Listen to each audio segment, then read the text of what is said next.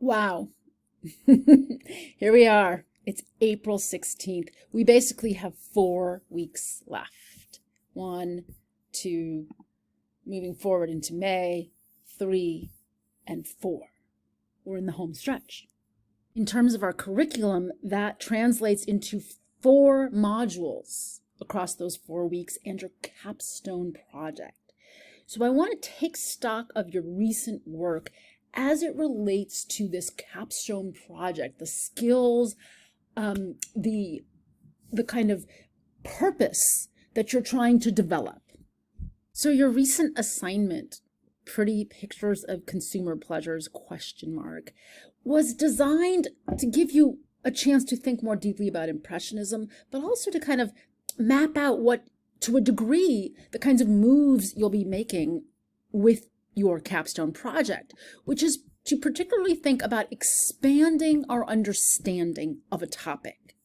So in this assignment, I set up this text about Pretty Pictures of the Upper Middle Class at Leisure as something to push against, which is often very helpful in writing a paper. To be able to say, wait a minute, that's not the whole story. So Erin Hamilton had a wonderful response to that, wait a minute, it's not the whole story idea. And many people did. I don't have time to go over all of these excellent pieces of writing because this video would become 50 minutes long and you wouldn't watch it. But Erin is a great example because she found this fascinating painting that Monet did, right? Like, would you have guessed this is a Monet? Maybe in terms of the brushwork, but in terms of color and light. And it is Les Déchargeurs de Charbon, and that is the unpackers of coal. So they're hauling coal from the barge full of coal. And she talks about how this complicates our understanding of Impressionism. Filled to the brim with earthen tones, the figures and setting muted by rich browns, sickly greens, and occasional flashes of white. So you should look at her entire writing and at each other's, because it shows you the kind of writing you're looking to do, which is adding a new way of thinking about a topic that might have seemed like it's already been exhausted, and you use a specific artwork to do that. So the method that I'm showing you in this assignment is the case study.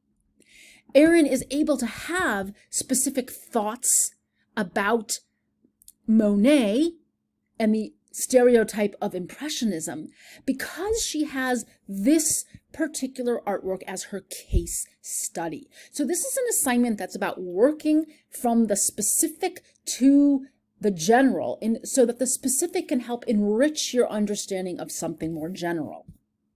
So Mia also did a wonderful job telling us, wait a minute, there's more to the story. Here's sculpture by Degas, this fantastic, unforgettable sculpture that Degas made, Little Dancer, age 14, La Petite Danseuse de 14 ans.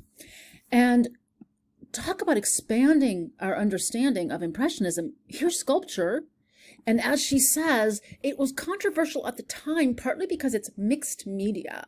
It's not all marble or all bronze, as sculptures were expected to be, but it actually has wax, cloth, bronze casting, and human hair. Degas made this figure as a kind of little doll with an actual cloth tutu and an actual ribbon. And then Mia goes on to say that to give us some of the critics of the time, just kind of like trashing this sculpture. She's a flower of precocious depravity, as if she's almost as horrifying to them as Olympia. Mia talks about how she is a clear refutation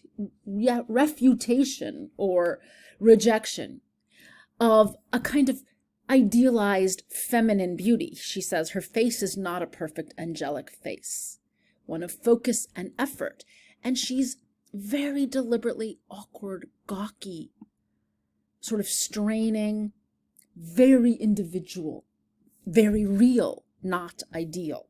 So if Mia wanted to build the Degas sculpture into a more complete capstone project, but she can't do that because she has to use the actual object, right? She can't use a photograph. That's the big rule.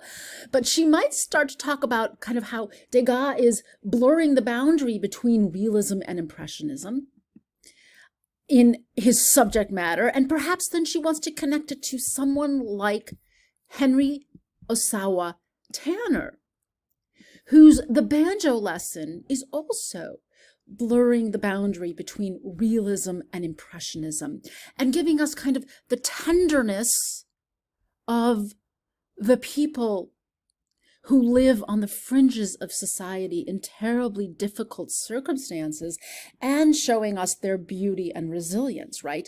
Where you see this probably a grandfather, judging from his white beard, having his grandson on his knee, teaching him the art of the banjo, the musical arts that are part of the musical tradition of African American life, keeping body and soul alive and in touch with joy despite being in a racially apartheid system. So wow, now you can take this in an entirely new direction and be talking about an artist of color whose work helps us expand and make more complicated our understanding of these movements. That's what you're working to do with your capstone project.